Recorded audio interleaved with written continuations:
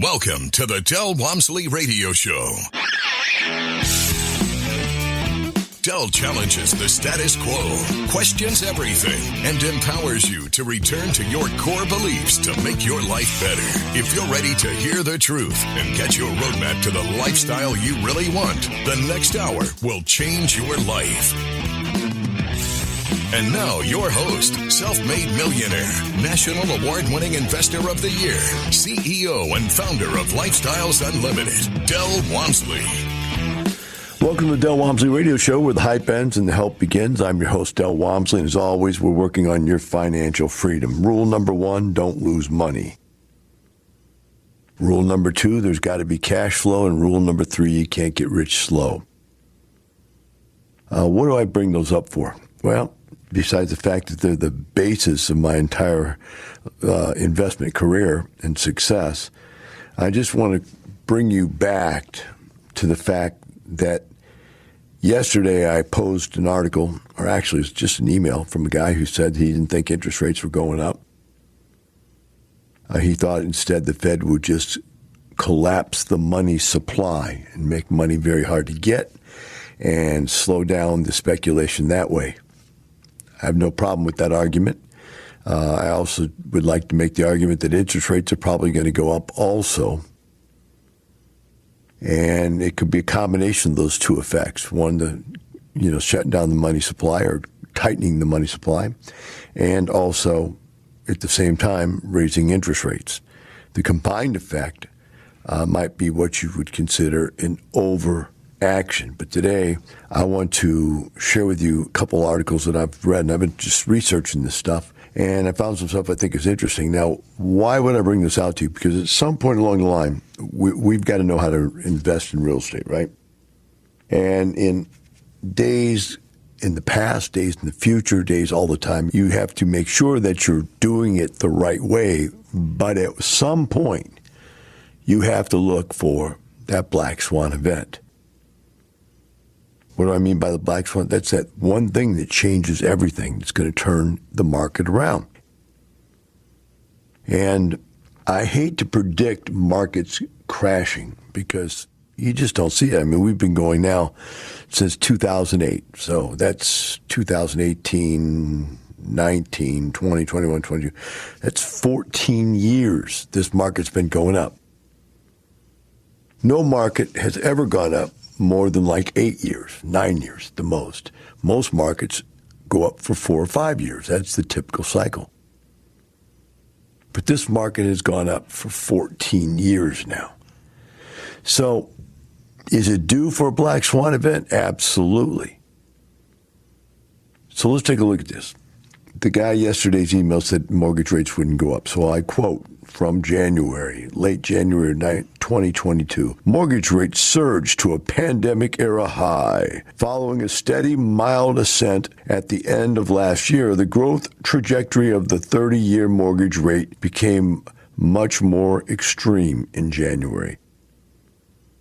The rate climbed more than 40 basis points over the span of a few weeks in mid-3% range, nearly realigning itself with the late 2019 measure. Upward movement is likely to continue in the coming months amid indications that the Fed Reserve will attempt to rein in record-level inflation. A higher cost of borrowing is already altering potential home buyers' decisions, and 4-week moving average of the mortgage purchase applications dropped by 12.6% relative to the volume a year ago. So a 12% drop in mortgage applications from a year ago. Now think about this for a second. What does this mean to the economy? What does this mean to job creation? What does this mean to increase value of your assets? It's all pretty leery. So let's take a look at this next article, which is a pretty crazy thing. It says labor shortage.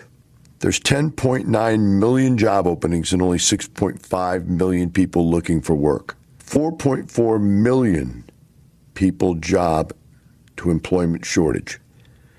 How does that affect the economy? How does that affect real estate? So think about it. Nobody's going to work anymore. They say that they thought people stopped going to work because of the all of the government money they were being handed out for staying away from work. But the last stimulus package from the U.S. government, federal government, was a year ago. The last unemployment package ended 8 months ago, and people still aren't going back to work. So why are they not going back to work? Well, according to this article, millions of people have retired this year. Now, why have they retired? One, because COVID. Two, because of the government's insistence that you have to get a shot to go to work or wear a mask or get tested. Three, because people need to stay home and take care of their sick relatives, caring for others, either younger kids because there's no school, so now they have to stay home and homeschool their kids, or older people that are sick that can't go into nursing homes because they got COVID. The last thing it brings up is net migration. Net migration from out of the country to the U.S. should be just over the top up, right? With all these people they're letting in over the border. Net migration's down 77%. So there's no new people to take these jobs. Now, when you listen to all of these things, what does that do to the economy? It's like a giant headwind. We're trying to go into a headwind that's saying, slow down. You're not going anywhere. You got nobody that wants to work. Hence, if nobody's working, what happens? Offices are not being leased, not being used. Retail has no employees, so retail sales is going down. In fact, hours are being cut and slashed for openings, what time stores are open. Hotels have no staff to support people that want to travel. Landscaping is almost impossible to find a landscaper right now because they're all super busy. And construction is almost impossible. Why? There's no materials. Two, there's no laborers. So with all of these things being a part of GDP, what do you think is going to happen to GDP? It's going to slow down. When GDP slows down, what do you think is going to happen with the rest of the economy? Well, everything is going to be affected. People are going to stop spending money. The net savings rate will go up. The spending rate will go down. And all this big bump we're getting out of this pent-up desire to buy coming out of COVID is probably going to stop at some point. I mean, there is pent-up desire right now. There's pent-up need. But what happens when that pent-up need is satiated and people realize they don't have a job anymore? People realize that the economy is crashing around them. What happens then? Well, there's more. There was once a thing called stagflation during Jimmy Carter's days. Stagflation where everything was going up in cost, but wages, employment, and values were going down. Exactly the two worst things could happen were happening at the exact same time. And they called it stagflation. And it just about took this country to its knees financially. Now the question is that going to happen again? Or is it already happening? I'm going to bring up another article here that tends to want to prove that it is or it isn't. And when we come back from the break, we're going to cover this part in extreme vigilance. Because if we have all these negative things happening right now as far as employment goes, all these negative things going on, and if you really believe there's inflation or don't believe there's inflation, we've got a double whammy, a tsunami, a hurricane at our doorsteps. And when we come back, I'm going to cover the article that's going to go into this into depth. So we'll take a few minutes here to pay some bills, and then we'll be right back with the Del Walmsley Radio Show. Welcome back to the Del Walmsley Radio Show. Today we're discussing a combination of problems that are occurring right now. And boy, I'll tell you what, if you watch the news, and I don't care which one you watch, if you watch CNN, you're getting these sets of problems. They're worried about there's going to be a war in Ukraine. If you watch Fox, you see that they're all upset about the fact that the president was spied on. President Trump was spied on by the Hillary Clinton group. All that, though, is peripheral to what's really going on to the average people. You know, both of these news stations are really producing political beatings for the other side. But the real problem is something much larger, the one you need to be aware of, and that is we have massive unemployment for the reasons we discussed in the last segment, but we also have massive inflation. So I've got an article here that says, is real rate of inflation double the number we just have been given? And I'm going to read this because I can't say it any better than what they say it here. And so I'll try to read it in an articulate manner so you can understand what I'm saying. It says, I warned you that inflation was going to get worse. Last week, we learned that the consumer price index was 7.5% higher in January than it was a year ago. We are being told that this was the highest reading since February of 1982, and that sounds really bad. But it isn't exactly honest, because the truth is that the way inflation rate is calculated has been changed more than 24 times since 1980. Now, I know this to be true. I've realized that they were changing what they were calculating for inflation to make it less possible for the inflation rate to go up. So the stuff that's really important, they're not counting anymore. So it goes on here and says in the next paragraph, so we are going to compare the rate of inflation today to historical numbers. We should actually be doing an apples-to-apples comparison. Fortunately, there's someone out there that takes care of that math for us. According to John Williams of shadowstats.com, if inflation was still calculated the way it was back in 1990, the official rate of inflation would be above 10% right now. And if inflation was still calculated the way it was back in 1980, the official rate of inflation would be 15% or above 15% right now. So think about that. Think about how high. We're being told 7.5%, but what they've done is they've changed what they're calculating it on. And in 1980, at 15%, they got scared and wanted to change it so they could make it better. They're trying to get the numbers better, and they got them better by changing the way it was calculated. And that brought it from 15% down to 10% in 1990. And then in 1990, they changed it again, which brought it down to probably like 5%, 4%, 3%, 2%.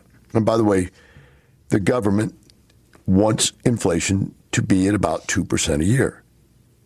But now that they had it jacked back down to 2% or less, actually it was down to 1%, now it's back up to 7.5% on the new way of calculating. But if you go back and calculate it, like they said, on the older methods, it could be as high as 15% in those methodologies. In other words, using the same methodology that the government used in 1980 would give us an official rate of inflation that is more than double the official number that we have just been given. Wow. Many have compared the current crisis to the Jimmy Carter era, but the truth is that we are now surpassing anything that we witnessed back then. On her Twitter account, Washington Post columnist Heather Long shared some specific numbers from the inflation report, which shows where American consumers are being hit the hardest. And I don't know if you remember this back in Jimmy Carter days. Some of you aren't old enough to even remember them, but there was gas lines. I remember cars lining up to get gas wrapped around the block. 2 hours. And when you got up there, there was a limit to how much you could take. I think they had a maximum of 10 gallons or something like that. So what about what's being hit hardest right now? Right now, used cars are up 40.5% year over year. 40% higher than last year for a used car. You want a car? 40% more. Gasoline is up 40% year over year. Rental cars are up 29%. Utilities, gas, up 24%. Hotels, up 21%. Furniture, up 20%. Bacon, up 18%. Steak, up 17%. And peanut butter up 15.5%. Can you even imagine that? Moving on, pork is up 14.5%. Fish is up 13%. Eggs is up 13%. New cars is up 12%. Electric's up 11%. Chicken's up 10%. Oranges are up 10%. Now, if you just listen to these numbers for a second, 40.5, 40, 29, 24, 21, 20, 18, 17, 15, 14, 13, 13, 12, 11, 10, 10. How does that average 7.5%? Do you not understand the government is lying to us right now? Each and every one of these items, the most important items out there, are over 10% and as high as 40%. I didn't bother to average these. I should have averaged them, but I bet the average has got to be 20, 25%. Of course, the way we used to calculate it, it would have been 15% higher than it ever been. So why is nobody complaining about this? Because the Democrats have control of the news. NBC, CNBC, ABC, CBS, all of the chicken soup numbers, soup letter news programs won't tell you the truth because they don't want to make the Dems look bad. Although right now, 63% of the Americans out there that were polled last week said they don't believe that Biden has done anything of value since he became president. Even in their own party, 70% of Democrats want somebody else to run in 2024 because they don't want Biden. If they were being honest, if 70% of the Democrats don't want him and all the Republicans don't want him, and then you got libertarians like myself that are in the middle. We're not Republicans, we're not Democrats, and we don't want him. So what do you think is going to happen to the Democrats?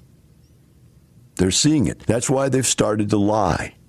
They're now saying they never said defund the police. They're now saying that crime is important. Yet there's some of them that were still holding out for letting people out of prison with zero bond and allowing murder after murder after murder to continue. When we come back, let's discuss how this impacts investing. Now, from the files of Del Walmsley. We're in a situation right now where people are buying assets, big assets, large apartment complexes, expensive homes, massive amounts of real estate as a hedge. And what are they hedging? They're hedging inflation because real estate is a inflation hedged asset. It goes up when everything else goes up. Now, the reason why real estate is so good as a hedge is because unlike gold, which may go up and down with the value as inflation occurs, it doesn't put off any income. And so real estate is producing income. It's producing rental income for the people that are doing it the right way.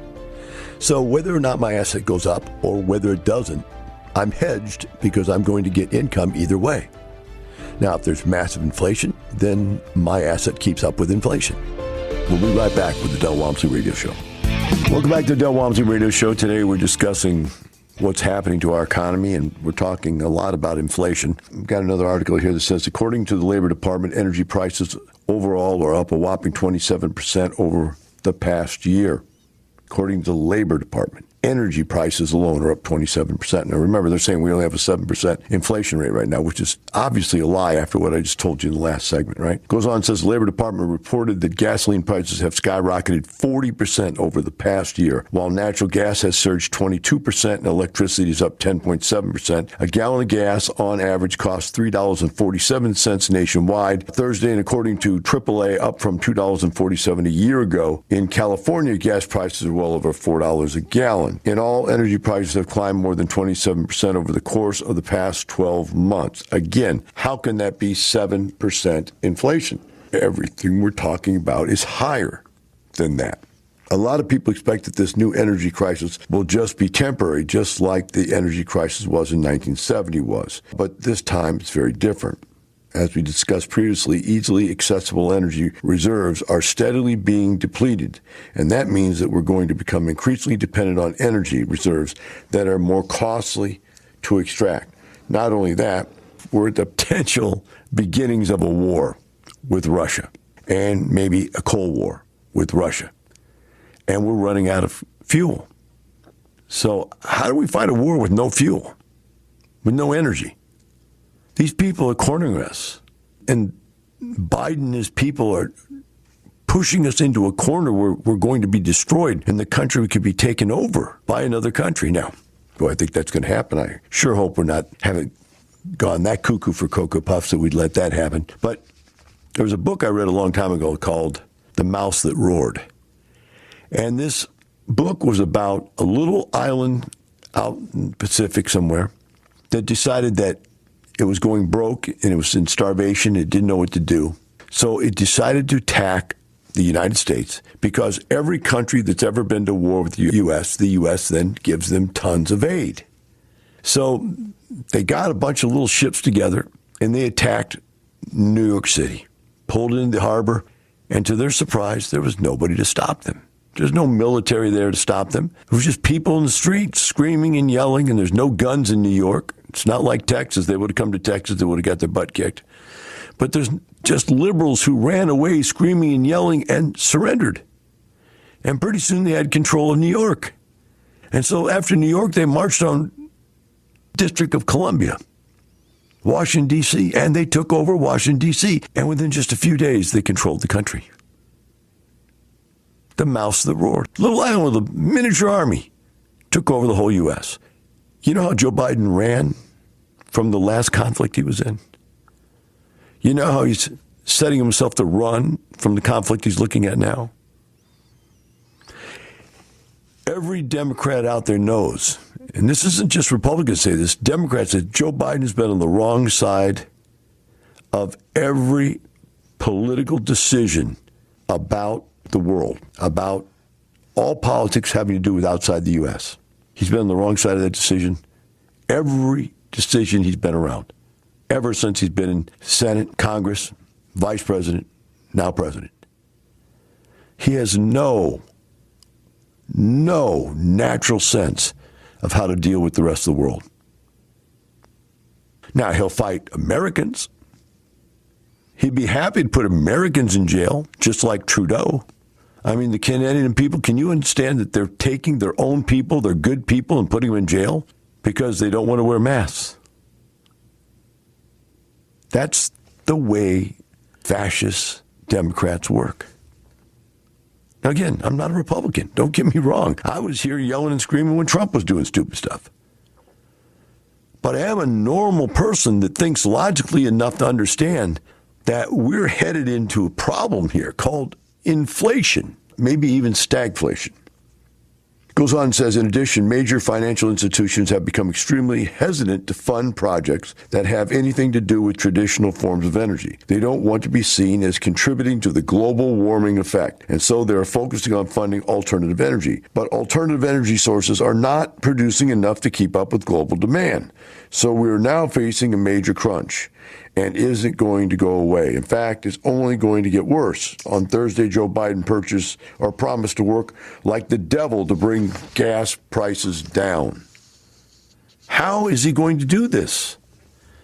He already ordered a very large release from the Strategic Petroleum Reserve, and that was actually a very stupid thing to do because we're going to need those reserves. The cost of food continues to rise very aggressively as well. According to CNBC, one way that Americans can cope with this is by eating less meat. I'm sorry. I had to laugh. CNBC. Eat less meat. The world's coming to an end. Eat less meat. Meat and dairy tend to be the more expensive items at the supermarket, especially of late. In response, aim to make more meals that don't rely on them. Whew. Unbelievable. CNBC. Eat less meat and dairy products. Using meat sparingly as a flavor, like adding a bit of bacon to a mushroom risotto, is more economical. Consuming less meat also helps you lower your environmental footprint. Hey, if you'd say it for the right reason, 60% of Americans are obese. Eating less food and overall would be a good thing. So let's just starve Americans because 60% of them are obese. But wait, that's their personal decision. Just like a woman has the right to choose. Abortion or not abortion. Democrats, yes. Obesity, yes. People have a right to choose.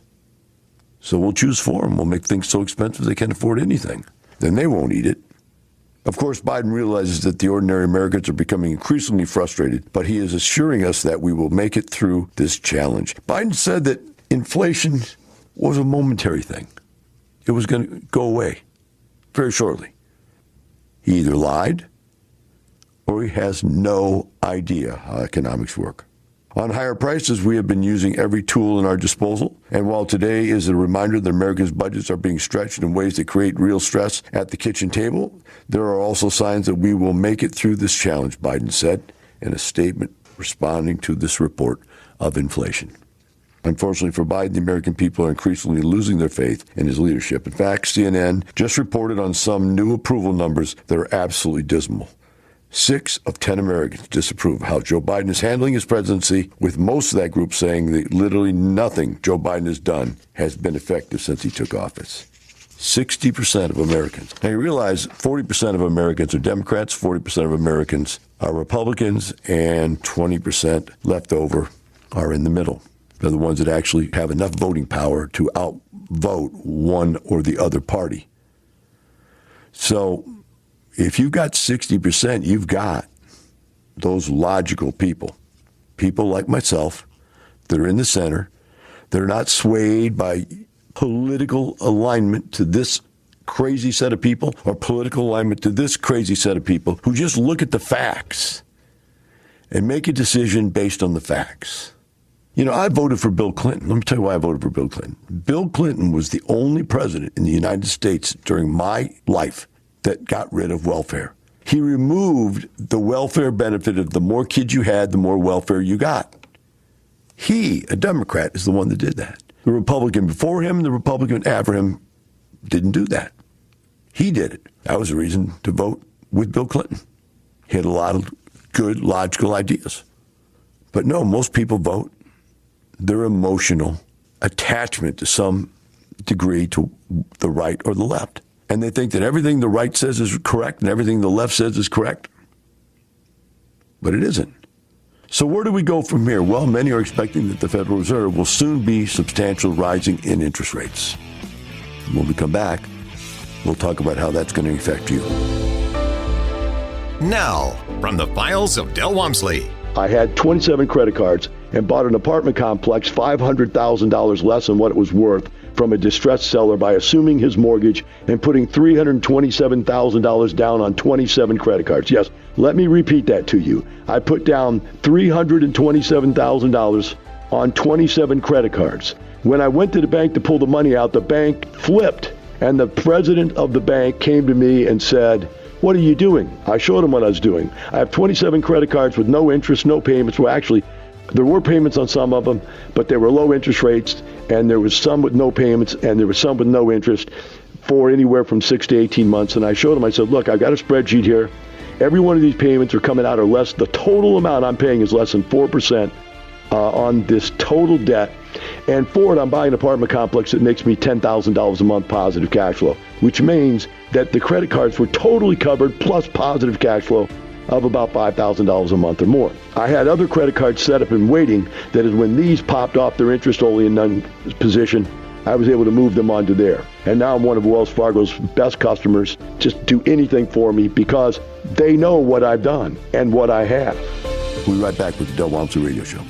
Welcome back to the Del Walmsley Radio Show. So what's the final outlook for this inflation situation? The bottom line is that people might be worried that the government is going to come back and create too much tightening. But the reality is that they did that back in the 80s when they had inflation rates that were this high or a little less than this high, and they learned their lesson that over-tightening was a problem also. So I think what's going to happen is they're going to start by pushing the interest rates up a little bit, tighten the volume of money out there, like the gentleman said yesterday in his email, and they'll just start chipping away at it. The bottom line is what they're looking to do is to curb this runaway inflation. But the reality is that the Fed has held interest rates down so low. I mean, come on, guys. When I grew up, interest rates were 12% during the tightening era, 12 to 15%. And they came down to 9%, and everybody thought that was the normal interest rate. When they came down to 6%, we all thought we died and went to heaven. When we went to 5, we were refinancing everything we had, everything. When they went to 4, we were buying everything and overpaying for it. When interest rates went down to 3, we were way overpaying for stuff. And now interest rates 2.5% to 3%, just we're overpaying for everything. And it's got to come back and bite somebody somewhere. You can't just keep increasing the cost of things forever and ever and ever and ever, unless you can. And the way you can is by inflation. Inflation works it all out to where you've increased the cost, but the cost and the value have really gone down because inflation has made everything worthless. So the Fed wants inflation at 2%, unemployment at 2%. Unemployment now is massively high. I mean, it's 4 million people out of 400 million people. That's about 10% of unemployed people out there. And that's with people not even wanting to go back to work. That's not even a demand. And you've got interest rates now that are truthfully in real terms closer to 15%. So I think it's ultimately that they're going to have to tighten stuff up, and we'll see. I'll let you know when I start seeing what it's doing, what effect it has, because right now people are overpaying for stuff. I'm looking at real estate and people are overpaying for it. I bumped out of a couple deals in the last month because they just ridiculous prices. I'm willing to pay too much, but not too much over too much. And that's what they're asking. After we all made offers that was too much, they came back and said, let's do a best and final. And somebody went too much over too much and just got crazy. So let's look at another situation. Let's look at what happens when times get tough. What happens when times get tough is that people start becoming slumlords. And it's happening again. I've seen it. I've even seen it in some of our own people, our own members. When all of a sudden you can't get materials for repairs, you can't find labor to fix stuff, and tenants aren't paying you because the government said you couldn't evict them. What does the landlord start thinking? Well, if I can't evict you and if you won't pay, I'm going to stop fixing stuff. And they become slumlords. And once they get into that cycle, now their property's in bad shape or worse and worse and worse shape, and they can't raise the rent, and eventually they can't even lease their units. They start cannibalizing stuff out of one unit to put it in another unit. Okay, my stove broke. Okay, I'm going to take one out of the vacant unit and give it to you guys so you have a stove. And they cannibalize the units, and then they can't rent them at all. Where it would cost $3,000 or $4,000 or $5,000 to put a unit back online, they say, I'll just leave it. So what happens? Well, here's an article I thought was interesting. For years, residents of this complex, many received federal rental assistance, have experienced a lack of proper heat during winter months, air conditioning in summer per month, hot water year-round, and other life safety issues, and the city said in a news release. So think about this. This is government housing, or if the people are getting government housing, which would be Section 8 housing. Government is supplementing the rental income, right? Which means they were part of the I can't evict you syndrome because the government said anybody who was getting government housing couldn't evict anybody. So what happens? They just stopped providing the product. The city said it was repeatedly engaged with the owners in developing long-term solutions to these problems, but recent incidents leave residents without heat for days and sewer lines backed up for weeks, compelled the city to take action. The city expects all landlords to provide safe and sanitary conditions for the tenants, said the city manager, blah, blah, blah, blah, blah. The action taken today is a necessary step to seek improvement living conditions for the residents. So what did they do? Here's what they did. Thursday, Mesquite, Texas, the city of Mesquite said it had tried to get permanent complex improved conditions for its residents, but on Monday, February 14th, the city announced it is now suing Hillcrest Apartments. There you go. Now you're going to get sued, then eventually shut down. Throw this into all the negative stuff we talked about today, and I see 2008 happening again. I see a situation coming where I'm licking my chops. I'm literally licking my chops right now. You can't see it on the radio. And I'm saying to myself, yes, go broke. Run these things into the ground. Let the government screw up the economics. Let it all go to disaster. Why? Because in 2008, I tripled my net worth in 2 years. Made millions upon millions upon millions. Now I have more money to invest, so I'll make even more millions upon millions upon millions. Why? Because when everything goes to potty, The people that know what to do will come in and clean it all up. Turn it around. They'll vote out the Democrats. The Republicans will buy everything, fix it all up, put it back out there, and those who know how to will get rich. Those that don't know how to will teach, and those that don't know how to teach will end up becoming legislators to try to keep everybody else from doing it and teaching it. Now, from the files of Del Walmsley. The world needs worker bees. If the world doesn't have that, the world will fall apart. You can see what happened during the pandemic. They gave people an opportunity to make money without working. And then they couldn't understand why people wouldn't come back to work. See, we all think that work is essential. Work isn't essential. Money is essential. And if you could find a way to have money without working, a very high percentage of us wouldn't work. I think of myself as a pessimist. I look at everything from the negative side of things. I've been that way my whole life because I was born 200-pound fat kid with Coke bottle glasses and a flat top haircut and no friends. And so I had to go out and build a life for myself that I was happy with. Have a great day. We'll see you tomorrow.